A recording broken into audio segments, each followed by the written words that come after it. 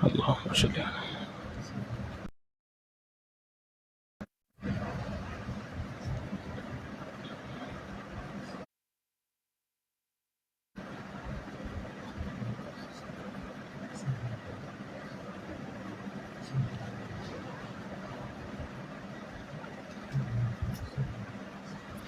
بسم الله الرحمن الرحيم. حسبنا الله ونعم الوكيل. حسبنا الله ونعم الوكيل. حسبنا الله.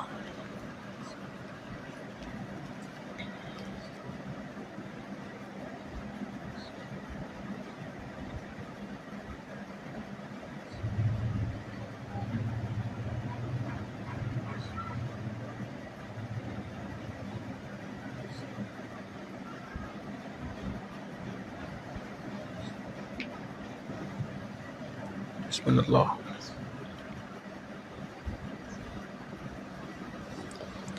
اللهم صل على سيدنا محمد وعلى آل سيدنا محمد وبارك وسلم. اللهم صل.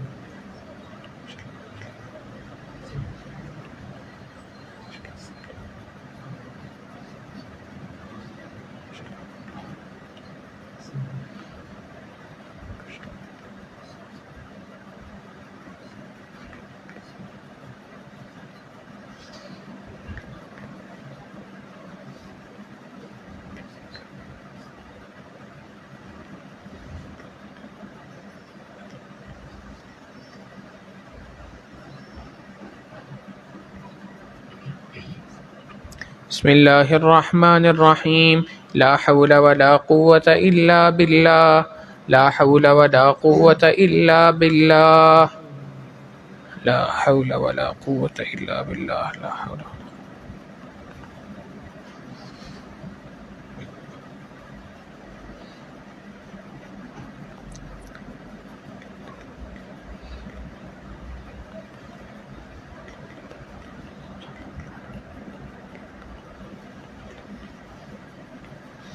لا حول ولا قوة إلا بالله.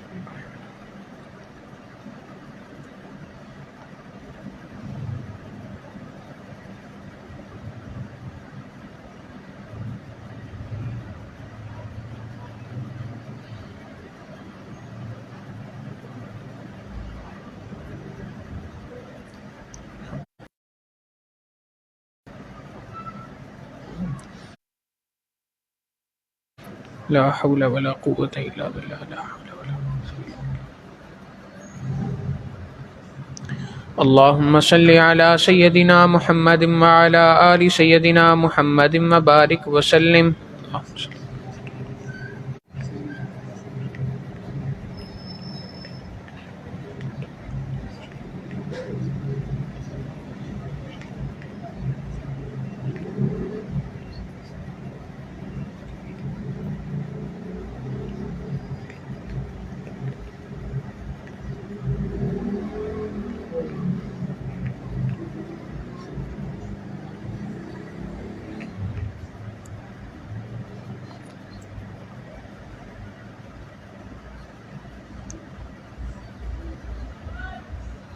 بسم الله الرحمن الرحيم.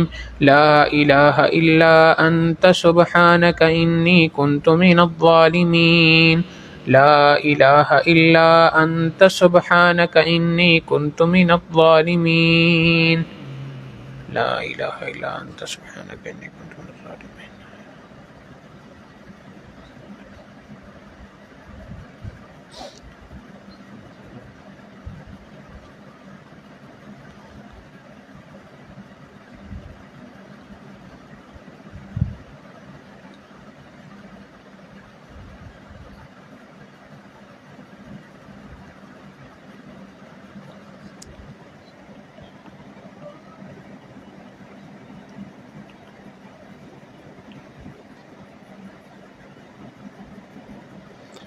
لا إله إلا أنت سبحانك إني كنت من الظالمين.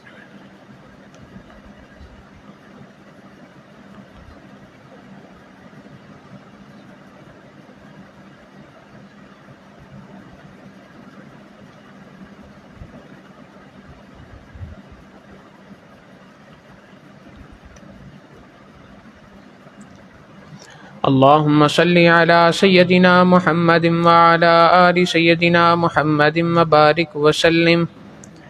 اللهم صل على سيدنا.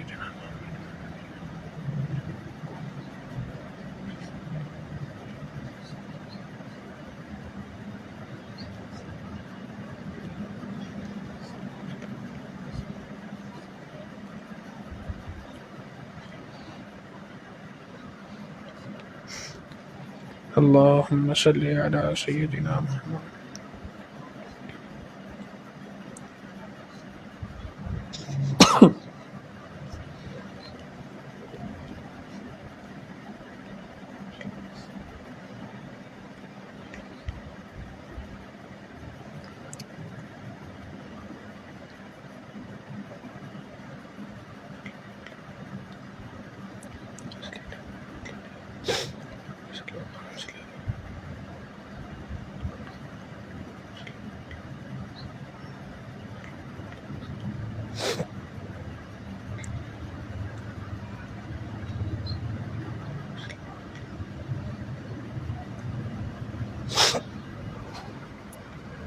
بسم الله الرحمن الرحيم. والله ذو فضل على المؤمنين. والله ذو فضل على المؤمنين. والله ذو فضل على المؤمنين.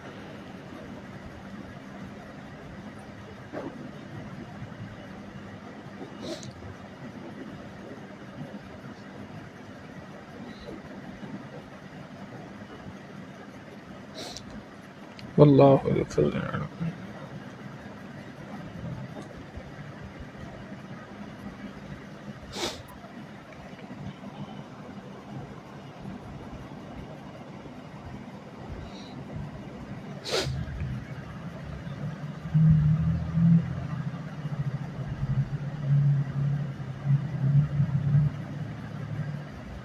والله ذو فضل على المؤمنين. والله ذو فضل.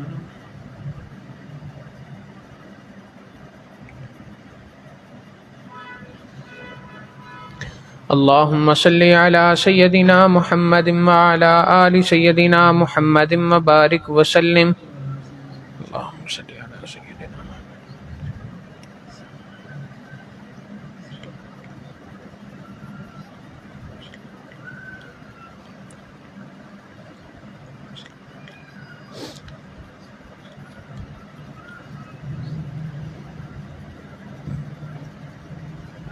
اللهم صل على سيدنا محمد وعلى آل سيدنا.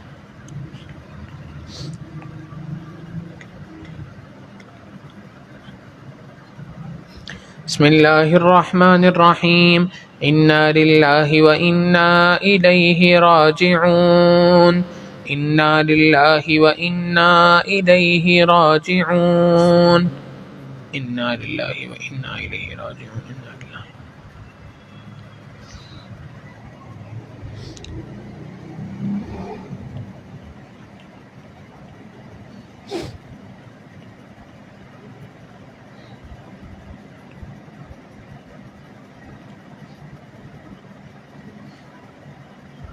إنا لله.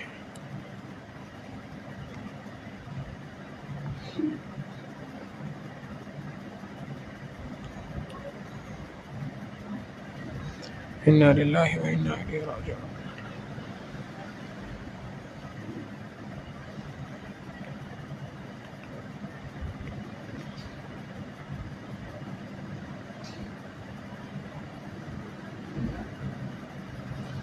اللهم صل على سيدنا محمد وعلى آل سيدنا محمد وبارك وسلم.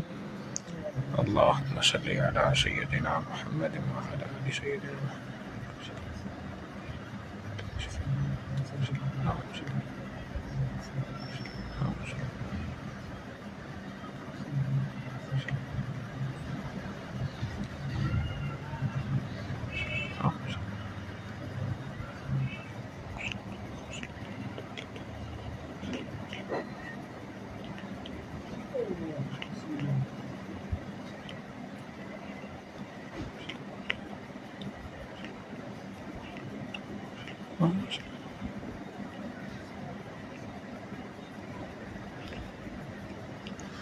بسم الله الرحمن الرحيم. الله ولي الذين آمنوا. الله ولي الذين آمنوا. الله ولي الذين آمنوا. الله ولي الذين آمنوا. الله ولي الذين آمنوا. الله ولي الذين آمنوا. الله.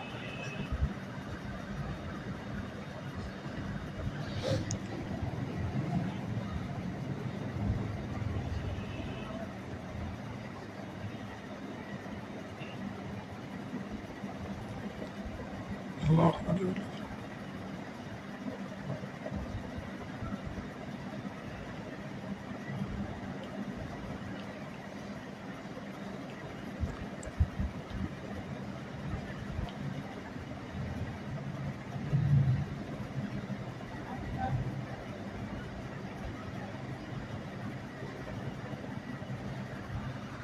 الله ولي الذين.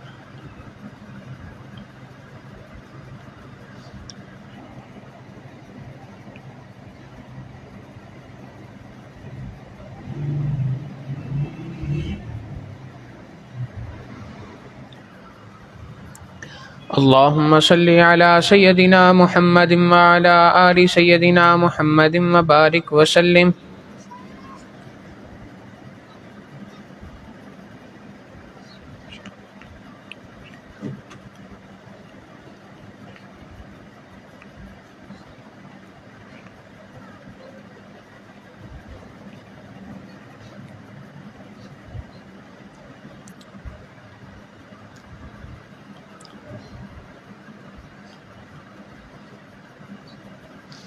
بسم الله الرحمن الرحيم. والله ذو فضل على المؤمنين. والله ذو فضل على المؤمنين. والله ذو فضل على المؤمنين. والله ذو فضل على المؤمنين.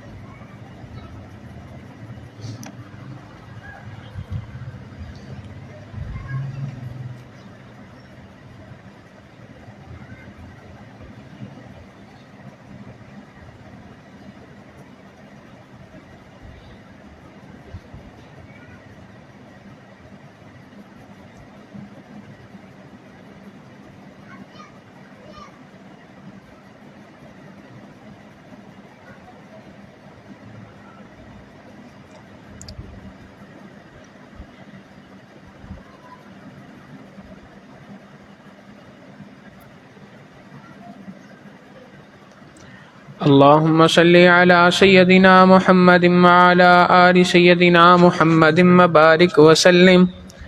اللهم صل.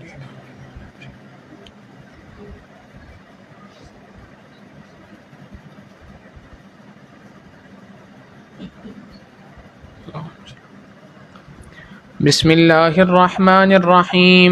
والله ولي المؤمنين. والله ولي المؤمنين. والله ولي المؤمنين.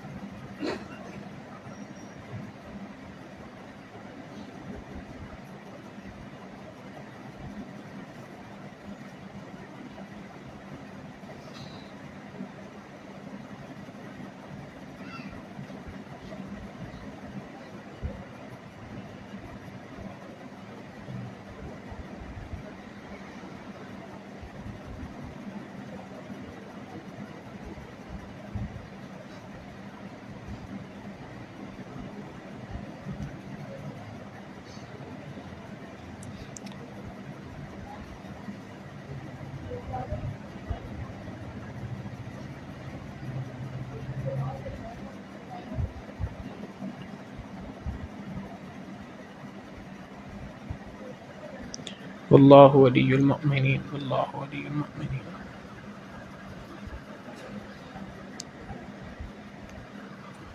اللهم صل على سيدنا محمد وعلى آل سيدنا محمد وبارك وسلم.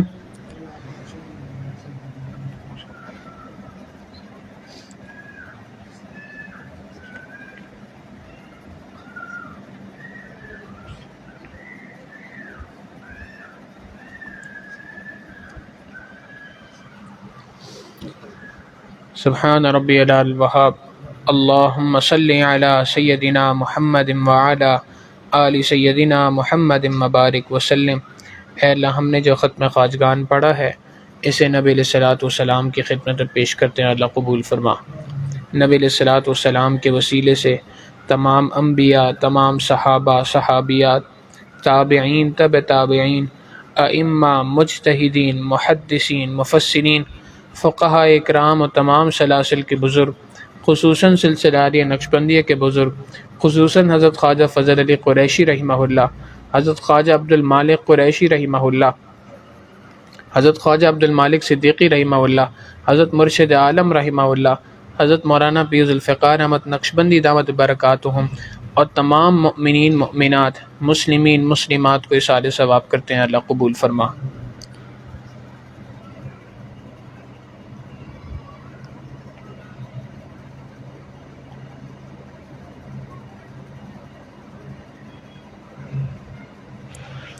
وصلی اللہ تعالی علی حبیبہ سیدنا محمد وآلہ واصحابہ اجمعین برحمتک یا ارحم الراحمین.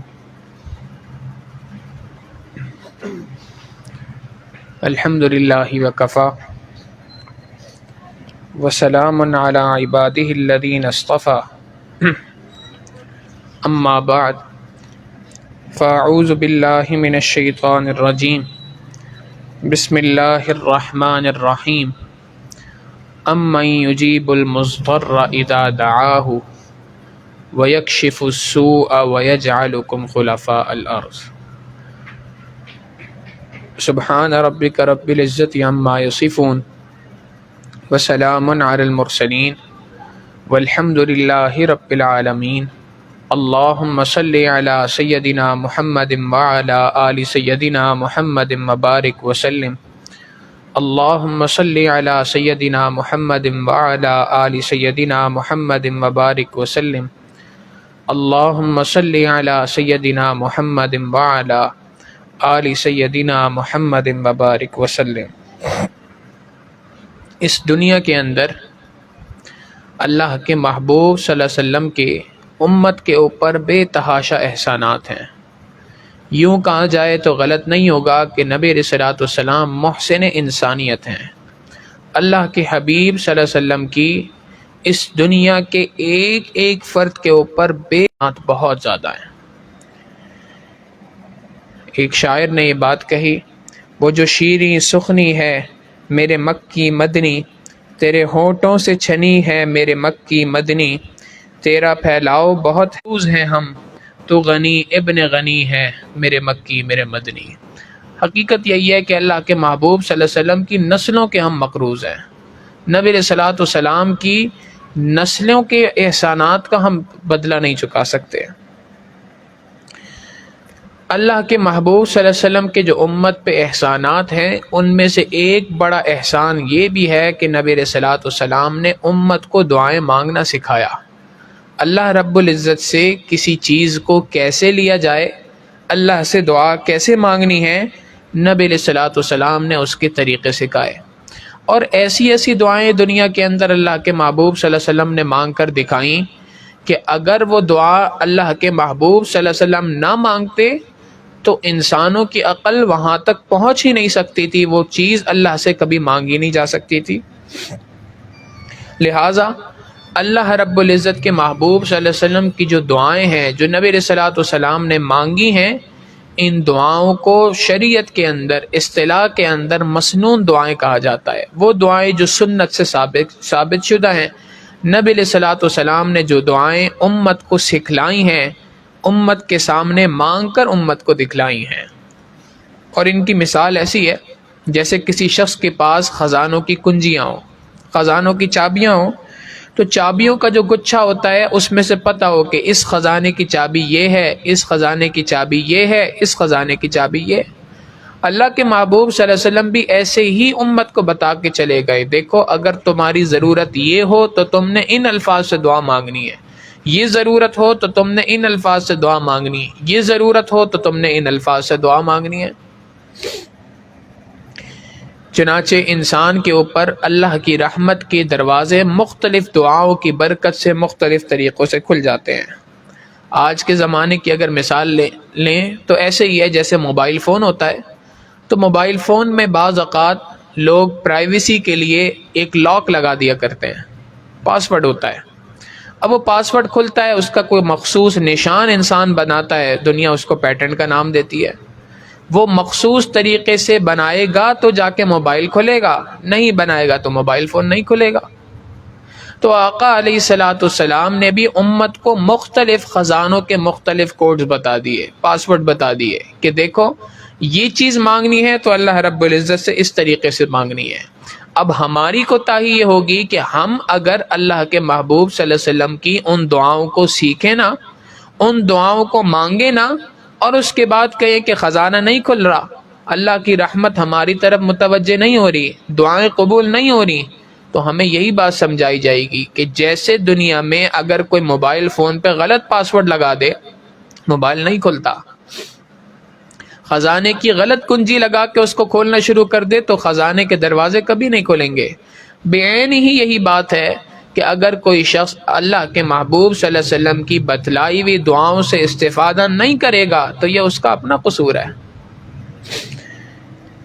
نبی علیہ الصلوۃ والسلام نے جتنی دعائیں ہم مانگی ہیں، اللہ کے محبوب صلی اللہ علیہ وسلم کی ان دعاؤں کے ذریعے سے اللہ کے محبوب صلی اللہ علیہ وسلم اللہ رب العزت سے دعاؤں کو منظور کروا چکے ہیں، دعائیں قبول کروائی ہیں نبی علیہ السلام نے۔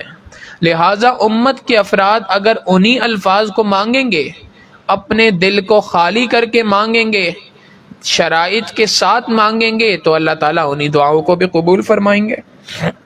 لیکن اگر شرائط موجود نہ ہو تو پھر دعا قبول نہیں ہوتی۔ اس کی مثال ایسی ہے، عیسیٰ علیہ الصلوۃ والسلام کو اللہ رب العزت نے یہ معجزہ عطا فرمایا تھا کہ عیسیٰ علیہ الصلوۃ والسلام کسی مردے کے پاس جایا کرتے تھے، کسی قبر کے سامنے کھڑے ہوئے اور اس قبر والے کو مخاطب کر کے کہا کہ قم باذن اللہ، اللہ کے حکم سے کھڑا ہو جا، تو وہ مردہ زندہ ہو کے کھڑا ہو جایا کرتا تھا۔ اب آج کا اگر کوئی شخص یہی بات سوچے کہ جی قم باذن اللہ سے مردے کھڑے ہو جاتے ہیں، لہٰذا وہ بھی جا کے کسی مردے کو زندہ کر دے گا، تو مردہ تو بہت دور کی بات، سویا ہوا آدمی کبھی کھڑا نہیں ہو۔ اس لیے کہ اللہ رب العزت نے عیسیٰ علیہ الصلوۃ والسلام کی زبان میں وہ تاثیر عطا فرمائی تھی، اس تاثیر کی وجہ تھی کہ وہ الفاظ جب اس تاثیر کے ساتھ نکلے تو اس نے اثر کر دیا۔ آج ہمارے دل چونکہ صاف نہیں ہیں، لہٰذا ان کے اندر وہ اثرات موجود نہیں، وہ تاثیر موجود نہیں، لہٰذا ہم بھی پھر شکوے کرتے پھرتے ہیں کہ ہماری دعائیں تو اللہ سنتا ہی نہیں۔ ایک اس میں کوتاہی یہ کہ نبی علیہ الصلوۃ والسلام کے بتلائے ہوئے الفاظ کے مطابق دعا نہیں مانگتے، اور دوسری کوتاہی یہ کہ دعا کی قبولیت کے جو شرائط ہیں ان شرائط کو پورا نہیں کرتے۔ چنانچہ علماء نے لکھا کہ دعا کی قبولیت کی چند شرائط ہیں۔ سب سے پہلی شرط دعا کی قبولیت کی یہ ہے کہ انسان کا پیٹ حرام کے لقمے سے پاک ہو۔ سیدنا سعد ابن وقاص رضی اللہ تعالیٰ عنہ نے نبی علیہ الصلوۃ والسلام سے عرض کیا، اے اللہ کے محبوب صلی اللہ علیہ وسلم، میں چاہتا ہوں کہ اللہ رب العزت میری ہر دعا کو قبول فرمائے۔ کون سا ایسا فارمولا ہے، کون سا ایسا طریقہ ہے کہ میں جو دعا مانگوں اللہ رب العزت قبول فرمائے؟ عام آدمی سوچتا ہے کہ شاید اللہ کے محبوب صلی اللہ علیہ وسلم نے فرمایا ہوگا اتنی رکعت تہجد پڑھو، اتنی رکعت نفلیں پڑھو، یہ کام کرو، وہ کام کرو، ذہن میں آتا ہے۔ نبی علیہ الصلوۃ والسلام نے کسی کام کے کرنے کا حکم نہیں فرمایا، بلکہ کسی کام کے نہ کرنے کا حکم دیا۔ فرمایا اے سعد، اپنے پیٹ کو حرام سے بچا لو، تمہارا پیٹ حرام سے بچ جائے گا، پیٹ میں کوئی حرام لقمہ نہیں جائے گا، اللہ رب العزت تمہاری مانگی ہوئی ہر دعا کو قبول فرمائیں گے۔ تو پہلی شرط یہ کہ انسان اپنے پیٹ کو حرام مال سے محفوظ کرے، اور ہماری بدقسمتی اس بارے میں یہ ہے کہ ہم یہ بات اپنے ذہنوں میں اچھے طریقے سے بٹھا چکے ہیں، ذہن کے اندر اچھے طریقے سے بیٹھی ہوئی ہے کہ ہم تو حرام کماتے ہی نہیں. حرام تو کمانا تو کہتے ہیں کہ بس سود سے بچ جائے انسان، حرام سے حلال میں آ گیا. حالانکہ حرام کی بہت ساری صورتیں ہیں جو ہمارے معاشرے میں رائج ہیں، اور ہماری کوتاہی ہے کہ ہم اس بارے میں معلومات کرتے ہی نہیں. جب معلومات ہی نہیں ہوتی تو اس کے بعد پتہ ہی نہیں ہوتا یہ حلال ہے کہ حرام ہے، اپنے گمان کے مطابق زندگی گزار رہے ہوتے ہیں.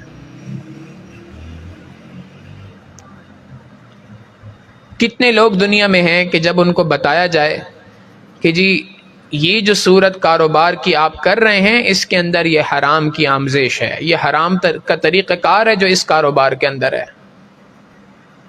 ایک ریئل اسٹیٹ کے کاروبار کرنے والے ایک ساتھی ایک مرتبہ آئے تو وہ آ کے اپنے کاروبار سے متعلق کچھ گفتگو کر رہے تھے، اور وہ حقیقتاً کسی اور کاروبار کے سلسلے میں برکت کی دعا کرانے کے لیے آئے تھے کہ جی آپ دعا کریں کہ اللہ تعالیٰ برکت دے دے، کوئی وظیفہ بتا دیں.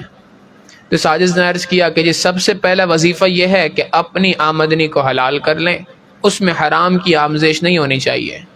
تو وہ بڑی حیرانگی سے منہ تکنے لگے اور کہنے لگے کہ حضرت میں تو حلال کماتا ہوں، میرا کام تو ایجنسی کا ہے، ریئل اسٹیٹ کا کام ہے، میں تو لوگوں کو چیزیں، ایک بروکر کا کام کرتا ہوں، ایک خریدنے والے مکان خریدنے والے کو مکان بیچنے والے سے ملوانے کا کام کرتا ہوں، درمیان میں کمیشن رکھتا ہوں.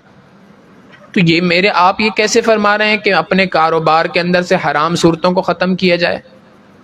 تو ساجد نے عرض کیا کہ جی بالکل ایسی بات ہے کہ آپ کا بزنس تو حلال ہے، کاروبار تو حلال ہے، لیکن اس میں ہو سکتا ہے کہ بہت ساری حرام کی صورتیں بھی موجود ہوں. یقین تو نہیں ہے، لیکن بہرحال اس بارے میں علماء سے پوچھنا چاہیے. اب جب ان کو بتایا کہ جی آپ اس طریقے سے تو نہیں بیچتے، ایک چھوٹی سی مثال ہے عام طور پہ کاروبار میں رائج ہے آج کل معاشرے میں، اور وہ یہ ہے کہ ریئل اسٹیٹ کا بندہ ہوتا ہے، بروکر ہوتا ہے، اس کو جا کر بیچنے والا آتا ہے اور کہتا ہے کہ جی میں اپنا مکان بیچنا چاہتا ہوں، اور میری ڈیمانڈ یہ ہے کہ یہ مکان جو ہے وہ 1 کروڑ کا بکے. اب 1 کروڑ سے اوپر جتنی پیسے بنے وہ سارے کے سارے آپ کے، مجھے 1 کروڑ چاہیے. آپ 1 کروڑ 10 میں بیچیں، 1 کروڑ 20 میں بیچیں، 1 کروڑ 15 میں بیچیں، آپ کی مرضی. شریعت مطہرہ نے بات کہی کہ اس طریقے سے اگر تم ریئل اسٹیٹ کا کاروبار کر رہے ہو، کمیشن کا کام کر رہے ہو، تو یہ کاروبار کا کرنا حرام ہو گیا، اس لیے کہ تم نے اس میں اجرت کو پہلے سے طے نہیں کیا، قیمت کو طے نہیں کیا، اجرت کو طے نہیں کیا. یہ 2 صورتیں اس کے اندر غلط آ گئیں، اس کی وجہ سے حرام کی آمیزش ہو گئی. اب چونکہ کبھی کاروبار کے اس طریقہ کار کو سیکھا ہی نہیں، جا کے علماء سے پوچھا ہی نہیں، اس لیے اپنے ذہن میں ہمیشہ سے یہی بات ہے کہ یہ میرا کاروبار تو حلال ہے. ایک اللہ والے ایک مرتبہ بتانے لگے کہ ہمارے پاس ایک مرتبہ ایک صاحب آئے کہ جن کا جیولری کا کام تھا، جیولر تھے، سونار تھے، اور انہوں نے بھی آ کے کچھ اسی قسم کی کوئی بات کہی تو فرمانے لگے ہم نے ان سے یہی کہا کہ بھائی آپ اس بات کی کوشش کریں کہ آپ کے کاروبار میں سود کا عنصر کہیں نہ آئے.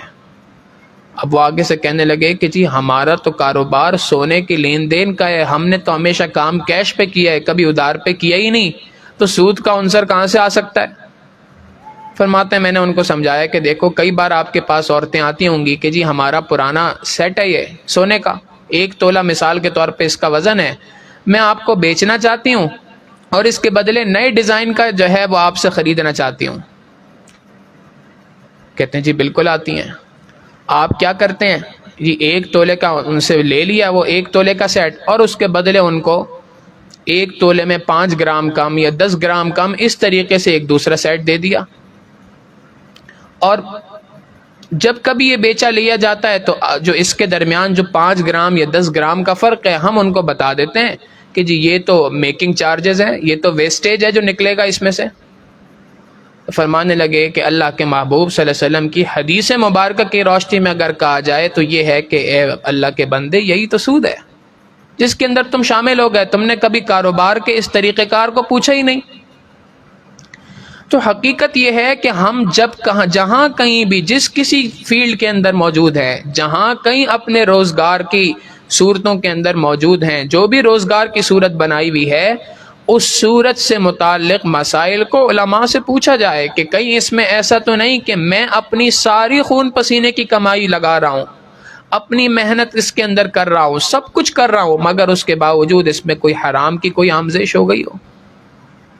نبی علیہ الصلوۃ والسلام کی حدیث مبارکہ سے پتہ چلتا ہے، اللہ کے محبوب صلی اللہ علیہ وسلم فرماتے ہیں قرب قیامت میں سود عام ہو جائے گا، اور عام ہونے سے مراد کیا ہے؟ اتنا عام ہو جائے گا کہ انسان کو سود کے اندر ملوث ہونے کے باوجود پتہ نہیں ہوگا کہ واقعی میں سود کے اندر ملوث ہوں۔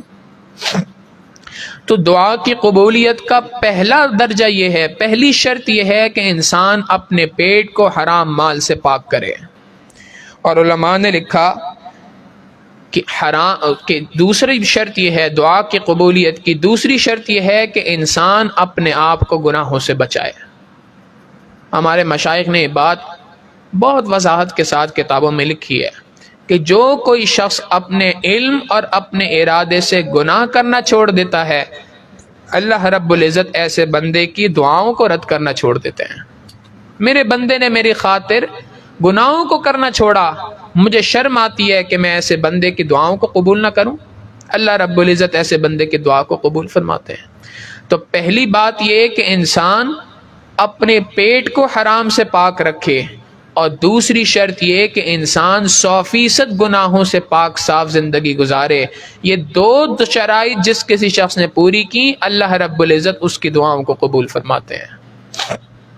ہمارے حضرت فرماتے ہیں کہ مجھے اپنی جوانی کی زندگی میں ایک اللہ والے تھے، حضرت بابو جی عبداللہ رحمہ اللہ، ان کی خدمت کا بڑا موقع ملا، میں نے خوب ان کی خدمت کی، اور وہ بڑے مستجاب الدعوات بزرگ تھے، جس کسی شخص کے لیے جو دعا کر دیتے تھے اللہ رب العزت قبول فرماتے تھے۔ حضرت فرماتے ہیں کہ میں نے سینکڑوں کی تعداد میں نوجوانوں کو حضرت سے ملوایا، اور حضرت سے کہا کہ حضرت آپ ان کے لیے دعا کر دیں، اللہ رب العزت ان کو خواب میں نبی علیہ السلام کی زیارت نصیب فرما دیں۔ فرماتے ہیں جس کسی کے لیے میں نے حضرت سے دعا کرائی، 3 دن کے اندر اندر اس بندے کو اللہ کے محبوب صلی اللہ علیہ وسلم کی زیارت نصیب ہو گئی۔ ایسی مقبول دعا شخصیت تھی، قبولیت دعا کا یہ عالم تھا ان کی۔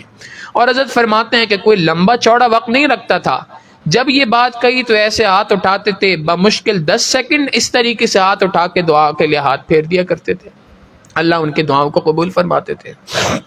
فرماتے ہیں ایک مرتبہ میں نے ان سے پوچھا کہ حضرت اللہ نے جو آپ کو یہ مقام عطا فرمایا کہ جو دعا آپ مانگتے ہیں اللہ اس دعا کو قبول فرماتے ہیں، اس کے پیچھے راز کیا ہے؟ کیسے ہی اللہ نے یہ مقام آپ کو عطا فرمایا؟ فرماتے ہیں جب میں نے یہ سوال کیا تو حضرت نے آگے سے میرے چہرے کو دیکھا اور مجھے فرمانے لگے ذوالفقار، میں نے اپنے سردار کی کبھی نافرمانی نہیں کی۔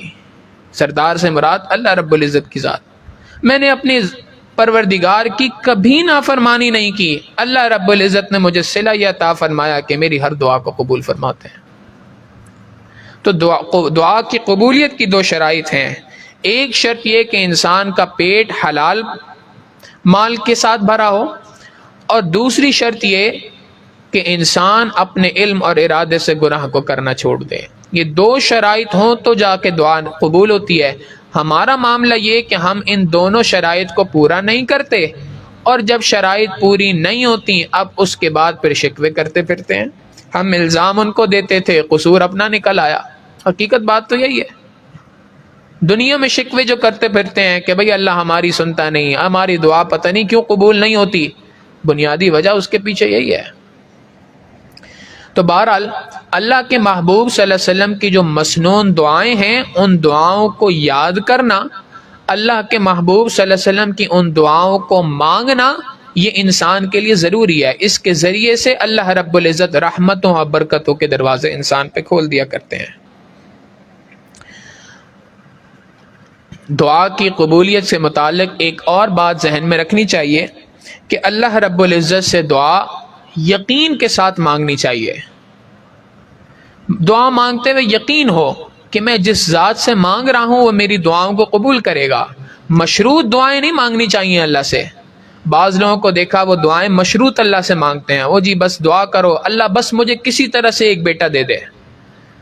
بھائی اگر کسی بھی طریقے سے بیٹا دے دیا اور وہ بیٹا تندرست نہ ہوا، لنگڑا ہوا، اللہ نہ کرے اندھا ہوا، گونگا ہوا، یا چلو بیٹا صحت مند آ گیا، بیٹا آنے کے بعد وہ نافرمان نکلا، تو اس بیٹے کا کیا کرو گے؟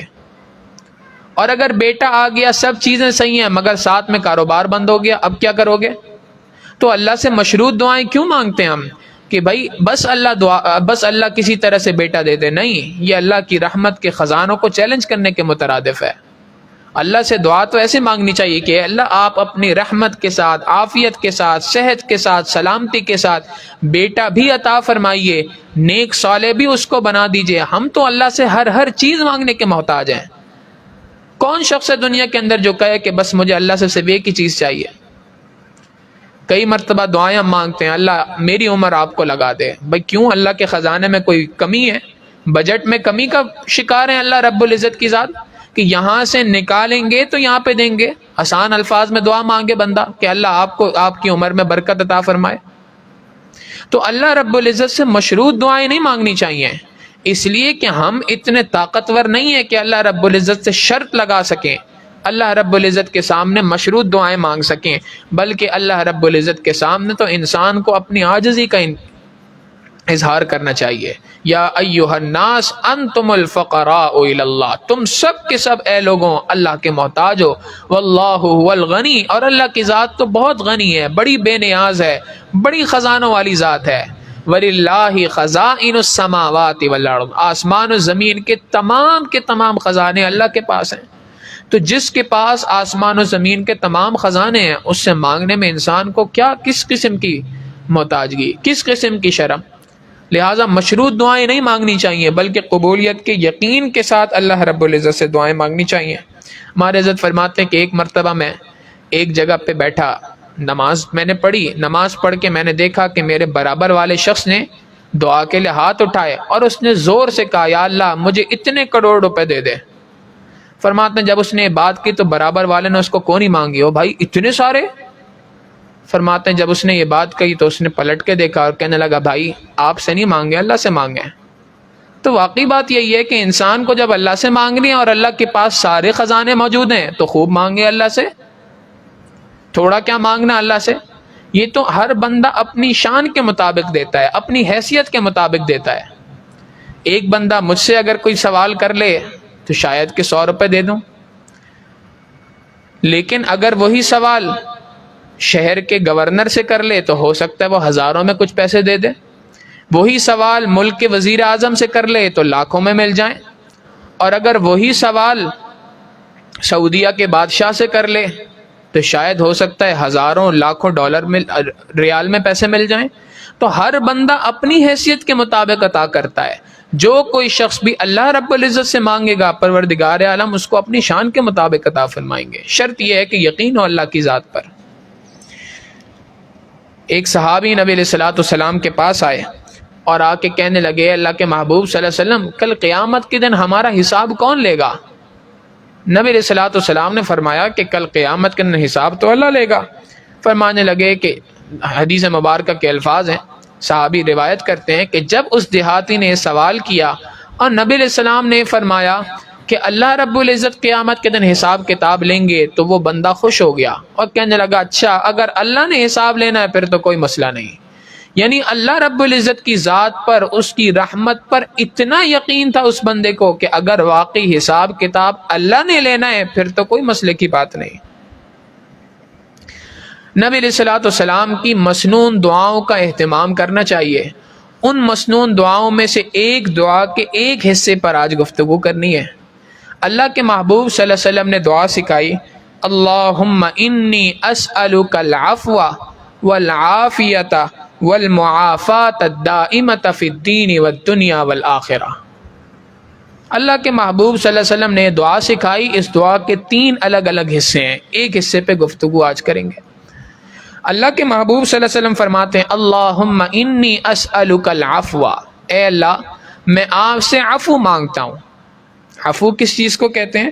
علماء نے اس کی بارے میں لکھا کہ عفو کہا جاتا ہے السلامۃ فی الدین من الفتنہ، دین کے اندر فتنوں سے حفاظت کا ہونا، دین کے اندر داخل ہونے کے بعد انسان فتنوں سے محفوظ ہو جائے، فتنوں سے محفوظ ہونا اسی کا نام عفو ہے۔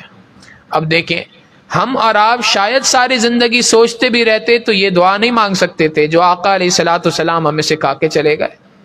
لہٰذا اللہ کے محبوب صلی اللہ علیہ وسلم کی اس دعا کو کثرت سے پڑھنا چاہیے، اللہم انی اسألک العفو، اللہم انی اسألک العفو، اے اللہ میں آپ سے عافیت مانگتا ہوں۔ عافیت سے مراد سلامتی مانگتا ہوں فتنوں سے۔ فتنے دو طرح کے ہوتے ہیں، ایک فتنے ہوتے ہیں شہوات کے ذریعے سے، ایک فتنے ہوتے ہیں شبہات کے ذریعے سے۔ شہوات کے فتنے بھی انسان کو ہلاک کر دیتے ہیں، شبہات کے فتنے بھی انسان کو ہلاک کر دیا کرتے ہیں۔ اور آج قرب قیامت کے دور میں نبی علیہ السلام کی حدیث مبارکہ ہے کہ قرب قیامت کے موقع پر، وقت پر، فتنے انسانوں پر ایسے ٹوٹیں گے جیسے تسبیح ٹوٹتی ہے اور دانے تیزی کے ساتھ نیچے گرا کرتے ہیں۔ آج وہی معاملہ ہے۔ لہٰذا آج شہوات کے گناہ بھی بہت زیادہ ہیں دنیا کے اندر، شبہات کے گناہ بھی دنیا کے اندر بہت زیادہ ہیں۔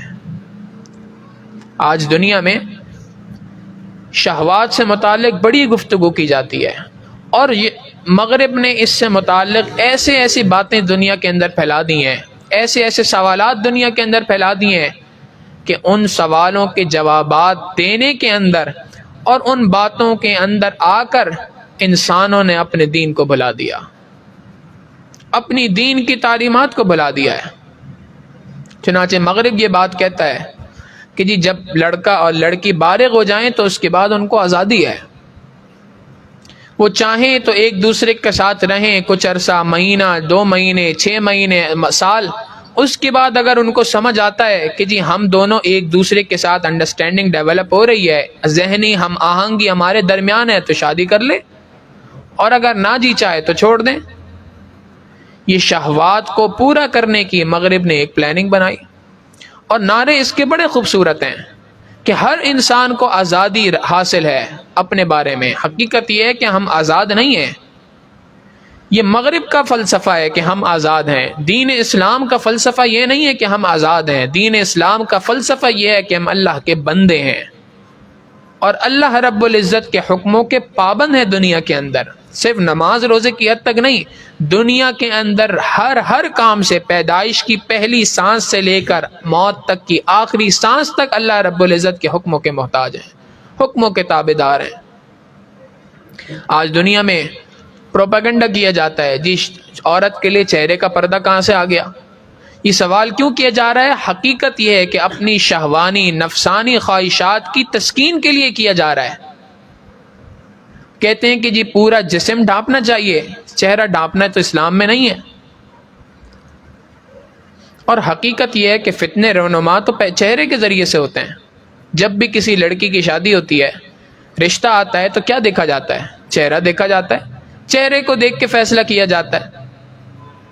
تو حقیقت تو یہ ہے کہ اسلام نے حقیقتاً، قرآن کریم واضح طور پہ کہتا ہے اذا جاءک المؤمنات وَإِذَا سَأَلْتُمُوهُنَّ مَتَاعًا فَاسْأَلُوهُنَّ مِنْ وَرَاءِ حِجَابٍ، جب یہ مومن عورتیں، جب یہ مومن مرد عورتوں تمہارے پاس آئیں اور تم سے کوئی چیز مانگنے لگیں، کوئی ضرورت کا کوئی سوال ہو، فَاسْأَلُوهُنَّ مِنْ وَرَاءِ حِجَابٍ، تو تم ان کے ساتھ جو بات چیت کرنی ہے وہ پردے کے پیچھے سے کرنا۔ کیوں؟ قرآن کریم کہتا ہے ذَلِكُمْ أَطْهَرُ لِقُلُوبِكُمْ وَقُلُوبِهِنْ، یہ تمہارے اور ان کے دونوں کے دلوں کی پاکیزگی کے لیے زیادہ بہتر ہے۔ اب سوال پیدا ہوتا ہے کہ نبی اللہ رب العزت نے یہ حکم امت کے سب سے پاکیزہ ترین افراد کے اوپر نازل فرمایا، صحابہ رضوان اللہ علیہم اجمعین کی جماعت پر، اور امت کی پاکیزہ ترین عورتوں سے پردہ کرنے کا حکم دیا۔ امت کے پاکیزہ ترین مردوں کو امت کی پاکیزہ ترین خواتین کے ساتھ پردہ کرنے کا حکم جب دیا، تو آج کے اس معاشرے کے اندر پردہ کیوں نہیں لازم ہوگا بھائی؟ قرآن کریم واضح طور پہ کہتا ہے کہ جب یہ عورتیں باہر نکلیں، یدنین علیہن من جلابیبہن، ان کو چاہیے کہ اپنے سروں پہ چادر ڈال دیں۔ ذالک ادنی ان یعرفنا، یہ اللہ کی طرف سے حکم اس لیے ہے تاکہ یہ بازاروں کے اندر پہچانی نہ جائیں۔ اب اگر چہرہ کھلا ہوگا تو انسان پہچانا جائے گا کہ نہیں پہچانا جائے گا؟ تو یہ قرآن کریم کا واضح حکم ہے، اور اس حکم کو سامنے رکھتے ہوئے شریعت محمدیہ نے اسلام، دین اسلام کے ماننے والوں کو حکم بتا دیا کہ تم نے چہرے کا پردہ کرنا ہے۔ آج جتنا بھی مغرب اس بارے میں سوال اٹھا دے، جتنی بھی باتیں کر لے، حقیقت تو یہی ہے کہ اللہ رب العزت کی جانب سے حکم ہے۔ تو شہوات سے متعلق گناہوں کو دنیا کے اندر پھیلایا جا رہا ہے۔ آج اس موبائل فون کے ذریعے سے شہوات سے متعلق گناہوں کو اتنا پھیلا دیا گیا، اتنا پھیلا دیا گیا، اتنا پھیلا دیا گیا کہ گناہ کا کرنا آسان ہو گیا، نیکی کا کرنا مشکل ہو گیا۔ سینکڑوں کی تعداد میں نوجوان دنیا میں موجود ہیں، یوں کہا جائے تو غلط نہیں ہوگا، ہزاروں کی تعداد میں نوجوان موجود ہیں جنہوں نے اس موبائل فون کو نیک مقصد کے لیے استعمال کرنے کی نیت کی تھی، اس مقصد سے خریدا تھا، اس مقصد سے اس کو استعمال کرنا شروع کیا تھا، اور لگ گئے شہوات سے متعلق گناہوں میں۔ ہمارے حضرت کے پاس ایک مرتبہ ایک نوجوان آیا، اب وہ آ کے زار و قطار رو رہا ہے، بھئی کیا ہوا؟ حضرت میں نے کمپیوٹر خریدا تھا، اس لیے خریدا تھا کہ اس کے اندر انٹرنیٹ لگواؤں گا اور اس پہ بیٹھ کر بزرگوں کے بیانات سنوں گا۔ پہلا ہی دن تھا یا دوسرا دن تھا، میں نے انٹرنیٹ پہ بیانات سننا شروع کیے، وہاں پہ کوئی ایڈ آیا، میں نے اس کو دیکھنے کی کوشش کی کہ دیکھو تو صحیح ہے کیا، وہاں پہ کلک کیا، وہ مجھے کسی اور ویب سائٹ پہ لے گیا، وہاں سے مجھے کسی اور ویب سائٹ کی طرف ریڈائریکٹ کر دیا، اور وہاں سے میں ایک ایسی لامتناہی دنیا کے اندر چلا گیا جہاں سے حضرت اب میرے لیے نکلنا بہت زیادہ مشکل ہو گیا ہے۔ سینکڑوں بار توبہ کر چکا ہوں مگر اس کے باوجود اس سے جان نہیں چھوٹتی۔ ہمارے عزت فرماتے ہیں انٹرنیٹ نہیں ہے، یہ انٹر انٹو دی نیٹ ہے، یہ ایک جال ہے جس کے اندر انسان داخل ہو جاتا ہے۔ تو شہوات کے گناہوں کو دنیا کے اندر پھیلا دیا گیا، پھر اس پر قوانین بنا دیے گئے۔ آپ دیکھیں ملک، آپ ہمارے اسی ملک کے اندر یہ جو ٹرانسجینڈر ایکٹ کے نام سے ایک قانون بنانے کی کوشش کی جا رہی ہے اور اس پر مستقل زور دیا جا رہا ہے، یہ کیا چیز ہے؟ شہوات کو انسان کی قانونی حیثیت دی جا رہی ہے کہ شہوات غلط طریقے سے بھی پوری کی جا سکتی ہیں۔ اسی پر فلمیں بنائی جا رہی ہیں، ان فلموں کو دنیا میں پھیلایا جا رہا ہے، مقصد اس کے ذریعے سے صرف ایک ہی ہے کہ شہوات کو دنیا کے اندر پھیلا دیا جائے۔ تو فتنوں کا ایک طریقہ یہ کہ شہوات کے ذریعے سے فتنے پھیلتے ہیں، اور ایک طریقہ فتنوں کا یہ ہے شبہات کے ذریعے سے فتنے پھیلتے ہیں، مختلف چیزوں پہ اعتراضات، سوالات، دین کے مختلف مسائل پر، دین کے ان متفقہ مسائل کے اوپر جن پر 1400 سال سے امت متفق ہے، ان مسائل کے اوپر ایک نیا سوال کر دیا جائے تاکہ دین سے متعلق شبہ پیدا ہو جائے، دین سے متعلق کوئی ابہام ذہن کے اندر آ جائے، سوال پیدا ہو جائے۔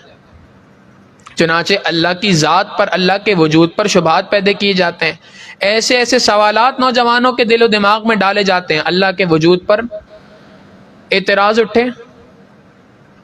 ساجد نے کسی جگہ پہ واقعہ پڑھا تھا کہ باہر کے کسی ملک میں ایک یونیورسٹی کے اندر ایک پروفیسر نے بات کہی کہ دیکھو ہم تو، وہ ہندو تھا پروفیسر، تو اس نے یہ بات کہی کہ دیکھو ہم تو اس بت کو مانتے ہیں اپنا معبود اس لیے کہ نظر آتا ہے، تو بتاؤ جو چیز نظر آتی ہے اس کو تو مانا جا سکتا ہے، جو چیز نظر نہیں آتی ہے اس کو کیسے مانا جائے گا؟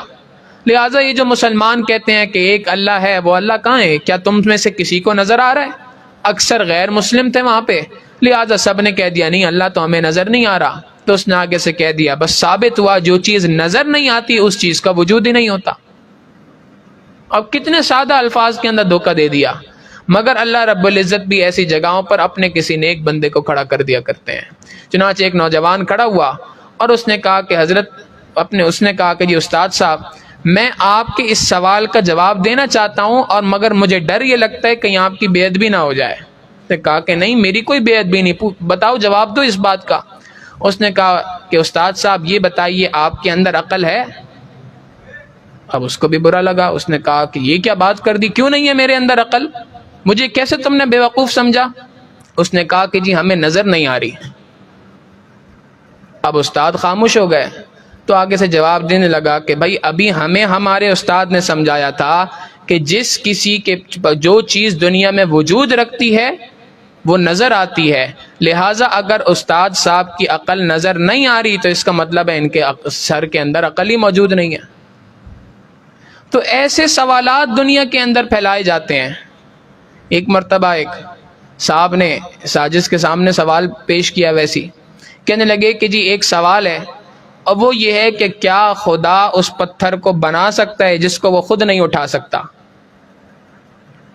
کیا خدا اس پتھر کو بنا سکتا ہے جس کو وہ خود نہیں اٹھا سکتا؟ اب یہ سوالات ایسے ہیں جن کے ذریعے سے نہ صرف یہ کہ دین میں شبہات پیدا کیے جا رہے ہیں، بلکہ شبہات پیدا کرنے کے ساتھ ساتھ انسان کے ایمان کو چھیننے کی کوشش ہے۔ اگر انسان جواب ہاں میں دے تو ایمان جاتا ہے، جواب نہ میں دے تو ایمان جاتا ہے۔ پھر اللہ کے وجود سے متعلق اس طرح کے سوالات، نبی علیہ الصلوۃ والسلام کی ذات اقدس پہ اعتراضات۔ 1400 سال سے امت اس بات پہ متفق ہے کہ اللہ کے محبوب صلی اللہ علیہ وسلم اپنی قبر مبارک میں حیات ہیں۔ آج پھر اس بارے میں سوال اٹھا دیا جاتا ہے، جی اللہ کے محبوب صلی اللہ علیہ وسلم اگر حیات ہیں تو کھاتے کہاں سے ہیں؟ ایک صاحب نے سوال کیا، جی اگر آقا علیہ الصلوۃ والسلام، ایک اللہ والے نے عقیدہ بیان کیا کہ اللہ کے محبوب صلی اللہ علیہ وسلم اپنی قبر مبارک میں حیات ہیں، نبی علیہ السلام کی حدیث ہے الانبیاء حیات فی قبورہم یصلون، انبیاء اپنی قبروں میں زندہ ہوتے ہیں اور نمازیں پڑھتے ہیں۔ تو وہ آگے سے کہنے لگا کہ مجھے یہ بات سمجھ نہیں آئی کہ وہ نماز کیسے پڑھتے ہیں، وضو کہاں کرتے ہوں گے؟ اب جب اس نے سوال کیا کہ وضو کہاں کرتے ہیں، تو اللہ والے نے جواب دیا کہ یہ بتاؤ کہ جب نبی علیہ السلام دنیا سے گئے تھے تو باوضو گئے تھے کہ بے وضو گئے تھے؟ کہنے لگا جی باوضو گئے تھے۔ وہ فرمانے لگے اب اس کے بعد جب قبر مبارک میں اتار دیا، لحد تیار کر دی، اوپر قبر مبارک میں رکھ دیا، اب اس کے بعد وضو کا ٹوٹنا آپ ثابت کریں، وضو بنانا ہم ثابت کریں گے۔ تو یہ ایسے اعتراضات کیے جاتے ہیں، مقصد اس کا یہ ہے کہ دین میں مختلف قسم کے شبہات پیدا کیے جائیں۔ اور ان شبہات، ایک صاحب سوال کرنے لگے تھوڑے دنوں پہلے کہ یہ بتائیے کہ جی اللہ کے محبوب صلی اللہ علیہ وسلم نے حج کے موقع کے اوپر ایک میقات مقرر کی تھی جس میقات کو آج مسجد عائشہ کا نام دیا جاتا ہے۔ جی ہاں، یہ مسجد عائشہ سے احرام کا باندھنا یہ تو ضرورت کی بنا پہ تھا۔ ہم نے ان سے کہا کہ یہ ضرورت پہ تھا کہ ضرورت پہ نہیں تھا؟ بات یہ ہے کہ 1400 سال سے امت کے علماء سارے کے سارے متفق ہیں کہ یہاں سے احرام باندھ کر عمرہ کرنے، حج کرنے کے لیے جایا جا سکتا ہے۔ جس بات پر امت کے 1400 سال سے علماء متفق ہوں اس میں کسی قسم کی تحقیق کی ضرورت ہی نہیں کہ تحقیق کر کے آپ کو بتاؤں میں۔ اس لیے کہ اللہ کے محبوب صلی اللہ علیہ وسلم یہ بات ارشاد فرما چکے ہیں، ان اللہ لا یجمع امتی علی ضلالۃ، اللہ رب العزت میری امت کے علماء کو کسی غلط بات پر اکٹھا نہیں فرمائیں گے۔ 1400 سال سے امت اگر کسی مسئلے پر اکٹھی ہے تو آج کوئی نیا دنیا کے اندر بندہ پیدا نہیں ہو سکتا کہ جو کہے کہ امت نے 1400 سال سے غلط سوچا تھا، آج میں ایک نئی بات لے کے آ رہا ہوں۔ یہ بات درست ہے۔ لہذا شہوات کے ذریعے سے بھی انسان کے اوپر حملہ شیطان کا ہوتا ہے، شبہات کے ذریعے سے بھی انسان کے اوپر حملے ہوا کرتے ہیں۔ اور اللہ کے محبوب صلی اللہ علیہ وسلم چونکہ یہ بات جانتے تھے کہ امت کے اندر فتنے انہی دو طریقوں سے پیدا ہوں گے، لہٰذا نبی علیہ الصلوۃ والسلام نے 1400 سال پہلے دعا سکھا دی۔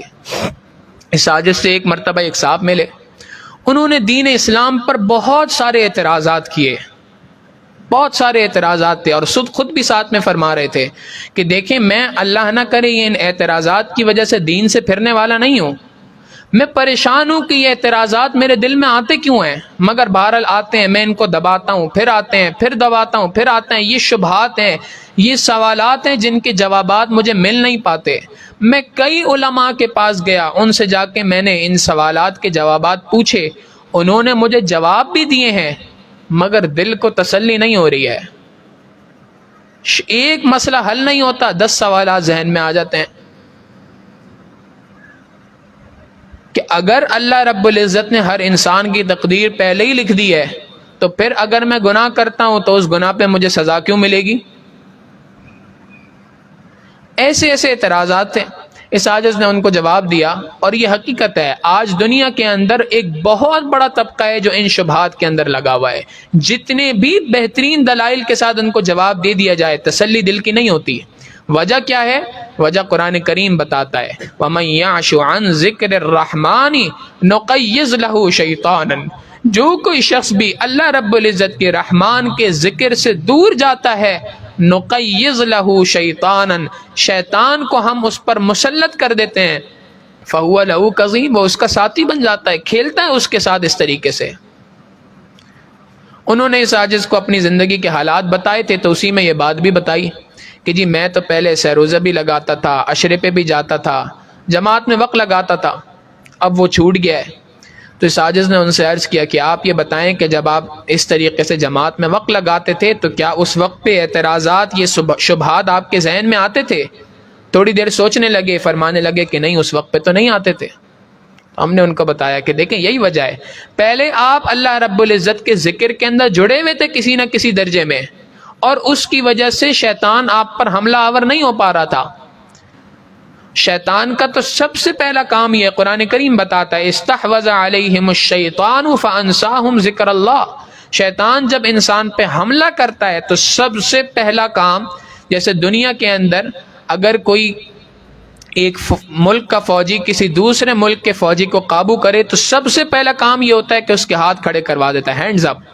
کیوں بھائی؟ اس لیے کہ تم کسی قسم کا کوئی اسلحہ استعمال نہ کر سکو، اس کے اسلحے کو اس سے دور کرتا ہے سب سے پہلے۔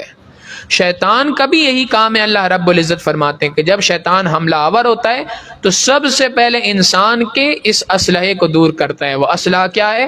اللہ رب العزت فرماتے ہیں فَأَنْسَاهُمْ ذِكْرَ اللَّهِ، اس سے اللہ کی یاد کو بھلا دیتا ہے۔ تو واقعی بات یہی ہے کہ آج ہم اللہ کی یاد کو بھول چکے ہیں، نبی علیہ الصلوۃ والسلام کی ان دعاؤں کو بھول چکے ہیں، ان کا اہتمام ہی نہیں کرتے، لہذا شبہات یا شہوات کی بنیاد پر شیطان ہمارے اوپر مسلط ہو چکا ہے۔ ہمیں چاہیے کہ ہم اپنی زندگی کے اندر آقا علیہ الصلوۃ والسلام کی اس دعا کو کثرت کے ساتھ مانگا کریں، اے اللہ آپ ہمیں عافیت عطا فرما دیجئے، اللہم انا نسألک العفو، اے اللہ ہم آپ سے عافیت مانگتے ہیں، آپ عفو عطا فرما دیجئے۔ اور عفو کا معنی نبی علیہ الصلوۃ والسلام کی اس حدیث مبارکہ میں عفو کا معنی علماء نے لکھا السلامۃ فی الفتن فی الدین، دین کے اندر فتنوں سے حفاظت کا ہونا، چاہے شہوات کے ذریعے سے ہوں چاہے شبہات کے ذریعے سے ہوں۔ اللہ رب العزت سے دعا ہے کہ پروردگار عالم ہمیں شہوات کے فتنوں سے بھی محفوظ فرمائے، شبہات کے فتنوں سے بھی محفوظ فرمائے۔ وآخر دعوانا ان الحمد للہ رب العالمین۔ مراقبہ کر لیں، پھر دعا کرتے ہیں۔ آنکھوں کو بند کر لیں، سر کو جھکا لیں، دنیا اور جو کچھ دنیا میں ہے اس سے ہٹ کٹ کے اللہ رب العزت کی یاد میں ڈوب جائیں۔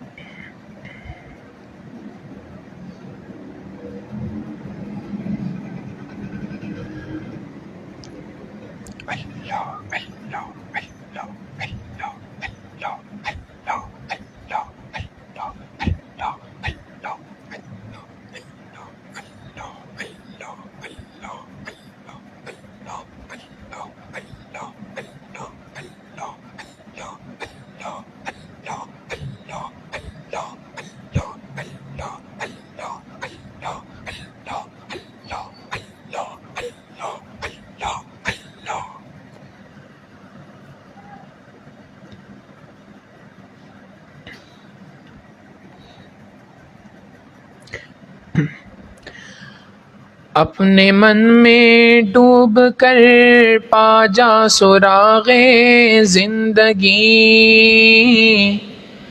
اپنے من میں ڈوب کر پا جا سراغ زندگی، تو اگر میرا نہیں بنتا نہ بن اپنا تو بن، اپنے من میں ڈوب کر پا جا سراغ زندگی، تو اگر میرا نہیں بنتا نہ بن اپنا تو بن، من کی دنیا سوز و مستی جذب و شوق، من کی دنیا سوز و مستی جذب و شوق، تن کی دنیا سود و سودا مکر و فن، من کی دنیا میں نہ پایا میں نے افرنگی قرار،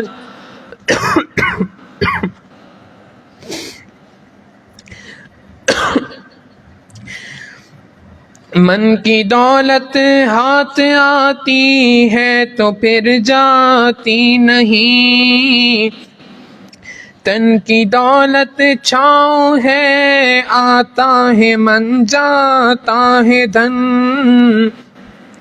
تن کی دولت چھاؤں ہے آتا ہے دھن جاتا ہے دھن، پانی پانی کر گئی مجھ کو قلندر کی یہ بات، تو جھکا جب غیر کے آگے نہ تن تیرا نہ من، پانی پانی کر گئی مجھ کو مرشد کی یہ بات، تو جھکا جب نفس کے آگے نہ تن تیرا نہ من،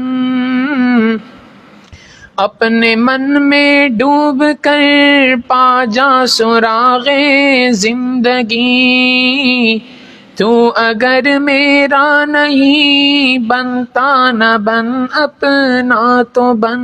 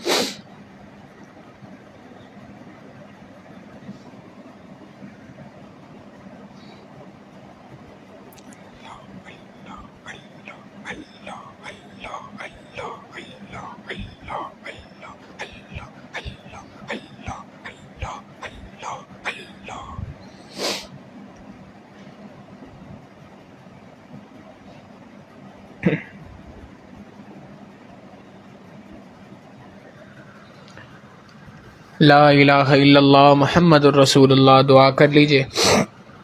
سبحان ربی العلی الوہاب اللہم صلی علی سیدنا محمد وعلی آل سیدنا محمد مبارک وسلم. ربنا ظلمنا انفسنا وان لم تغفر لنا وترحمنا لنکونن من الخاسرین. کریم آقا، ہم آپ کے عاجز و مسکین بندے ہیں. اللہ ہمارے گناہوں کو معاف فرما، ہماری خطاؤں سے درگزر فرما، ہمارے عیبوں کی پردہ پوشی فرما. اللہ ہماری نگاہوں کو پاک فرما، ہمارے دلوں کو صاف فرما، ہمارے سینوں کو اپنی محبت سے لبریز فرما. اپنے عشق کی آتش ہمارے سینوں میں پیدا فرما، ہمارے انگ انگ سے اپنے ذکر کو جاری فرما، روئیں روئیں سے اپنے ذکر کو جاری فرما، ہڈی ہڈی بوٹی بوٹی میں اپنی یاد پیدا فرما. کریم آقا، ہماری جسمانی بیماریوں کو دور فرما، روحانی بیماریوں کو دور فرما. اے کریم آقا، ہمیں ہر قسم کے فتنوں سے محفوظ فرما. اے اللہ، ہر قسم کے مرضوں سے محفوظ فرما، ہر قسم کے قرضوں سے محفوظ فرما. میرے مالک، شبہات سے ہماری حفاظت فرما، شہوات سے ہماری حفاظت فرما. اے کریم آقا، 100% گناہوں سے پاک صاف زندگی گزارنے کی توفیق عطا فرما. اے اللہ، ہم آپ کے کمزور بندے ہیں. اے اللہ، صبح توبہ کرتے ہیں، شام توڑ بیٹھتے ہیں، شام کو توبہ کرتے ہیں، صبح کو توڑ بیٹھتے ہیں. اے کریم آقا، آپ اپنے کمزور بندوں پہ رحم فرما دیجئے. اے اللہ، ماں بھی اپنے کمزور بچے کا زیادہ لحاظ رکھتی ہے. اے اللہ، آپ کے کمزور بندے ہیں، فتنوں کے دور میں پیدا ہوئے ہیں. اے کریم آقا، اپنی رحمتوں کا معاملہ ہمارے ساتھ فرما دیجئے، ہر قسم کے فتنوں سے ہماری حفاظت فرما دیجئے. اے اللہ فتنوں سے حفاظت فرما کر، گناہوں سے حفاظت فرما کر، اے اللہ ہمیں نیکیوں کی توفیق عطا فرما دیجئے، اللہ نیکیوں کی توفیق عطا فرما دیجئے، اللہ نیکیوں کی توفیق عطا فرما دیجئے۔ کریم آقا رحمتوں کا معاملہ ہمارے ساتھ فرما دیجئے، کرم کا معاملہ ہمارے ساتھ فرما دیجئے، رحم کا معاملہ ہمارے ساتھ فرما دیجئے، اے اللہ سلامتی کا معاملہ ہمارے ساتھ فرما دیجئے۔ اے کریم آقا ہم میں سے جو بیمار ہیں انہیں شفائے کلی نصیب فرما دیجئے، جو مقروض ہیں ان کے قرضوں کی ادائیگی کی غیب سے سبیل پیدا فرما دیجئے۔ اے کریم آقا ہماری دعاؤں کو اپنی رحمت سے قبول و منظور فرما۔ پروردگار عالم بے اولادوں کو نیک اولاد عطا فرما، جو صاحب اولاد ان کی اولادوں کو نیکوکار بنا، فرما بردار بنا، ماں باپ کی آنکھوں کی ٹھنڈک بنا۔ اے کریم آقا جن گھروں میں جوان لڑکے لڑکیاں موجود ہیں اللہ ان کے مستقبل کو روشن فرما، ماں باپ کے لیے ان کے فرائض کا ادا کرنا آسان فرما۔ اے کریم آقا اولاد کے غموں سے ہمیں محفوظ فرما، اولاد کے دکھوں سے ہمیں محفوظ فرما۔ اے کریم آقا ہماری دعاؤں کو اپنی رحمت سے قبول و منظور فرما، اللہ ہمارے تینوں حرم کی حفاظت فرما، ہمیں بار بار اپنے گھر کا دیدار نصیب فرما، اپنے پیارے محبوب صلی اللہ علیہ وسلم کی در کی حاضری نصیب فرما۔ اے اللہ ہمارے اس ملک کی حفاظت فرما، اے کریم آقا اپنی رحمت سے اس ملک کو استحکام عطا فرما، دوام عطا فرما، بقا عطا فرما۔ اے کریم آقا ہمارے اس ملک کی اے اللہ ہمیں آزادی کی ہمیں حقیقی معنوں میں قدردادی کرنے کی توفیق عطا فرما، ہماری ان دعاؤں کو اپنی رحمت سے قبول و منظور فرما۔ پروردگار عالم جو مانگا عطا فرما، مانگنا چاہیے تو نہیں مانگ سکے اللہ اپنی رحمت سے ہمیں عطا فرما۔ ربنا تقبل منا انک انت السمیع العلیم وتب علینا انک انت التواب الرحیم، وصلی اللہ تعالی علی حبیبہ سیدنا محمد وآلہ واصحابہ اجمعین۔